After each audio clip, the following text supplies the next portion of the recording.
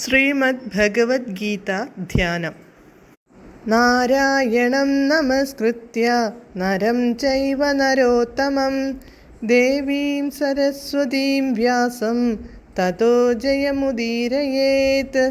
നഷ്ടപ്രായേഷു ഭദ്രേഷു നിത്യം ഭാഗവത സേവയാ ഭഗവതേ ഉത്തമശ്ലോകേ ഭക്തിർഭവതി നൈഷ്ടകീ. മൂകം കരോതി വാചാലം പങ്കും ലംഘയതേ ഗിരിം യത്കൃപാതമഹം വന്ദേ പരമാനന്ദമാധവം. ശ്രീഗുരും ദീനതാരിണം ശ്രീചൈതന്യമീശ്വരം.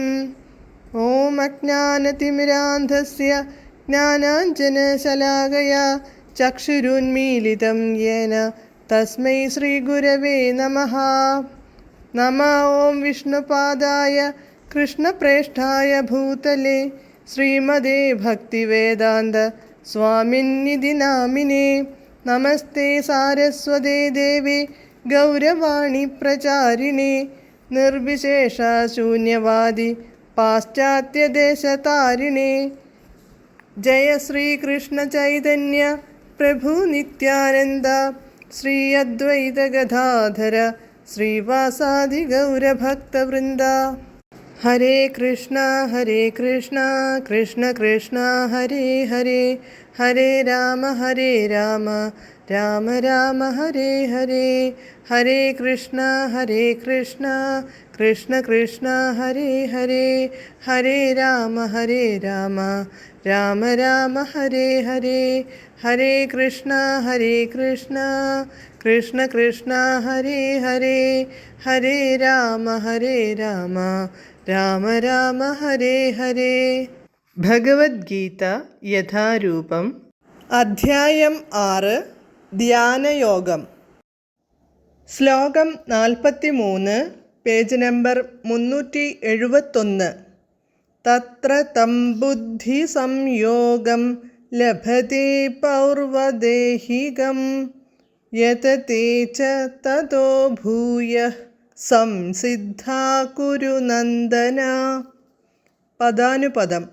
തത്ര ആ ജന്മത്തിൽ, പൗർവദേഹികം പൂർവദേഹത്തെ സംബന്ധിച്ചതായ, തം ബുദ്ധി സംയോഗം ആ ബോധവൽക്കരണത്തെ, ലഭതേ ലഭിക്കുന്നു, തതഃ അതിൽ നിന്നും, അനന്തരം, കുരുനന്ദന ഹേ കുരുനന്ദന, ഭൂയഃ പിന്നെയും, സംസിദ്ധൗ യോഗസിദ്ധിക്കായി, യതതേ ച യത്നിക്കുകയും ചെയ്യുന്നു. വിവർത്തനം. അല്ലയോ കുരുനന്ദന, അങ്ങനെ വീണ്ടും പിറക്കുമ്പോൾ യോഗിക്ക് മുൻ ജന്മത്തിലെ ദിവ്യാവബോധം തിരിച്ചു കിട്ടുന്നു. ആധ്യാത്മികമായി പൂർണ്ണ വിജയം നേടാൻ വേണ്ടി അയാൾ പ്രയത്നം തുടരുന്നു. ഭാവാർത്ഥം. മുജ്ജന്മത്തിലെ അതീന്ദ്രിയാവബോധം പുനരുജ്ജീവിപ്പിക്കുന്നതിന് കിട്ടുന്ന നല്ല ജന്മത്തിന് ഉദാഹരണമത്രേ ഒരു വിശിഷ്ട ബ്രാഹ്മണ കുലത്തിൽ തൻ്റെ 3ാം ജന്മമെടുത്ത ഭരത മഹാരാജാവ്. ലോകചക്രവർത്തിയായിരുന്നു ഭരതരാജാവ്.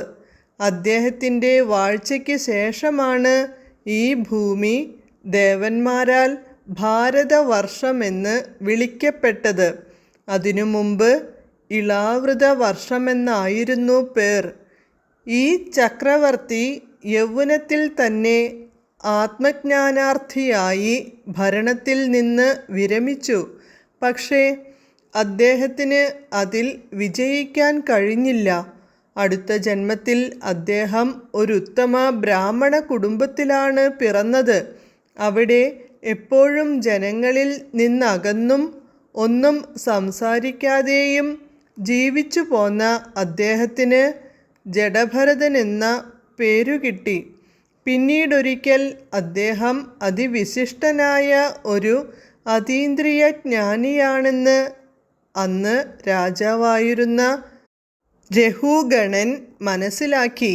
ആധ്യാത്മിക പരിശ്രമം അഥവാ യോഗ പരിശീലനം ഒരിക്കലും നിഷ്ഫലമാകാറില്ലെന്നതിന് തെളിവാണ് ഈ ചക്രവർത്തിയുടെ ജീവിതം. ഭഗവാന്റെ കാരുണ്യം കൊണ്ട് യോഗികൾക്ക് കൃഷ്ണാവബോധത്തിൽ പൂർണ്ണത കൈവരിക്കുന്നതിന് നിരവധി അവസരങ്ങൾ ലഭിക്കുന്നു. ഹരേ കൃഷ്ണ.